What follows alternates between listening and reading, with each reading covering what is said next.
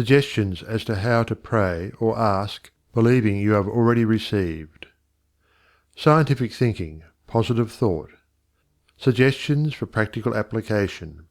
Try, through careful, positive, enthusiastic, though not strenuous, thought, to realize that the indescribable, invisible substance of life fills all space, that its nature is intelligent, plastic, subjective substance. 5 o'clock in the morning is the best time to go into this sort of meditation. If you will retire early every night for 1 month, before falling asleep impress firmly upon your subjective mind the affirmation, "My Father is the ruler of all the world, and is expressing his directing power through me," you will find that the substance of life takes form in the moulds of your thoughts. Do not accept the above suggestion simply because it is given to you. Think it over carefully until the impression is made upon your own subconscious mind understandingly. Rise every morning, as was suggested before, at 5 o'clock.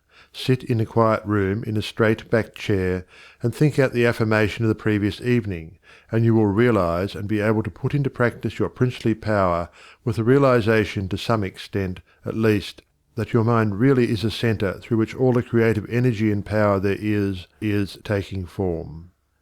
Scientific prayer. The principle underlying scientific prayer. In prayer for a change in condition, physical, mental, or financial, for yourself or another, bear in mind that the fundamental necessity for the answer to prayer is the understanding of the scientific statement. Ask, believing you have already received, and you shall receive. This is not as difficult as it appears on the surface, once you realize that everything has its origin in the mind, and that which you seek outwardly you already possess. No one can think a thought in the future. Your thought of a thing constitutes its origin. Therefore, the thought form of the thing is already yours as soon as you think it. Your steady recognition of this thought possession causes the thought to concentrate, to condense, to project itself, and to assume physical form. To get rich through creation. The recognition or conception of new forces of wealth is the loftiest aspiration you can take into your heart, for it assumes and implies a furtherance of all noble aims. Items to be remembered about prayer for yourself or another. Remember that that which you call treatment or prayer is not, in any sense, hypnotism. It should never be your endeavor to take possession of the mind of another. Remember that it should never be your intention to make yourself believe that which you know to be untrue. You are simply thinking into God or First Cause with the understanding that, if a thing is true at all, there is a way in which it is true throughout the universe. Remember that the power of thought works by absolutely scientific principles.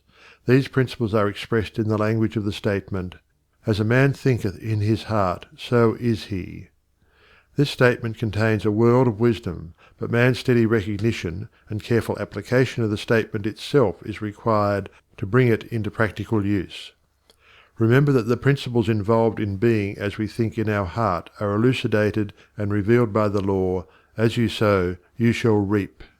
Remember that your freedom to choose just what you will think, just what thought possession you will affirm and claim, constitutes God's gift to you.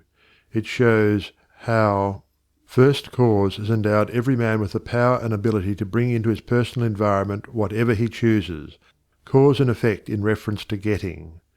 If you plant an acorn, you get an oak. If you sow a grain of corn, you reap a stalk and many kernels of corn. You always get the manifestation of that which you consciously or unconsciously affirm and claim, habitually declare and expect, or in other words, as you sow. Therefore sow the seeds of "I am," "I ought," "I can," "I will realize," that because you are, you ought, that because you ought, you can, that because you can, you do. The manifestation of this truth, even in a small degree, gives you the indisputable understanding that dominion is your charter right. You are an heir of First Cause, endowed with all the power he has. God has given you everything. All is yours, and you know that all you have to do is to reach out your mental hand and take it. This formula may serve as a pattern to shape your own prayer or affirmation into God for the benefit of another or yourself. If for another you speak the Christian name of the person you wish to help, then dismiss their personality entirely from your consciousness. intensify your thought by meditating upon the fact that there is that in you which finds the way, which is the truth, and is the life. You are affirming this fact, believing that since you are thinking this, it is already yours. Having lifted up your feelings to the central idea of this meditation, you examine your own consciousness to see if there is aught which is unlike God. If there is any feeling of worry, fear, malice, envy, hatred, or jealousy, turn back in your meditation to cleanse your thought through the affirmation that God's love and purity fill all space, including your heart and soul.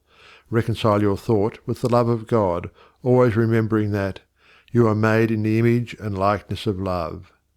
Keep this cleansing thought in mind until you feel you have freed your consciousness entirely of all thoughts and feelings other than love and unity with all humanity.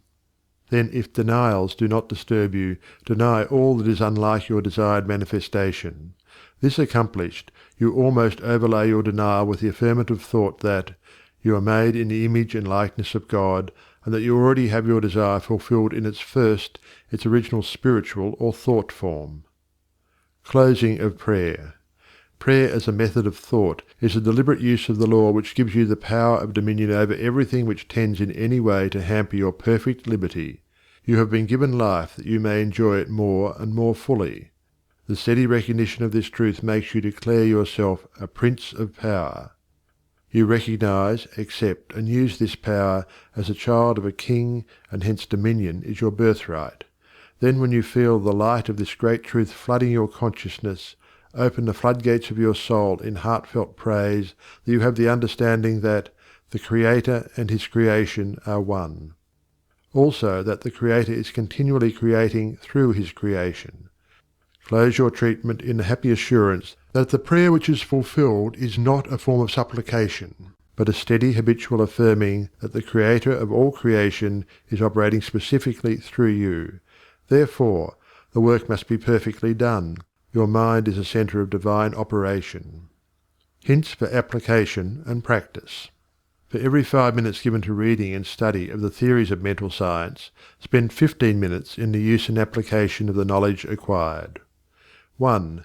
Spend 1 minute in every 24 hours in conscientiously thinking over the specification that must be observed in order to have your prayers answered. 2. Practice the steady recognition of desirable thought possession for 2 periods of 15 minutes each every day. Not only time yourself each period to see how long you can keep a given conception before your mental vision, but also keep a written record of the vividness with which you experience your mental image. Remember that your mental senses are just as varied and trainable as your physical ones. 3. Spend 5 minutes every day between 12 noon and 1 o'clock with a mental search for new sources of wealth.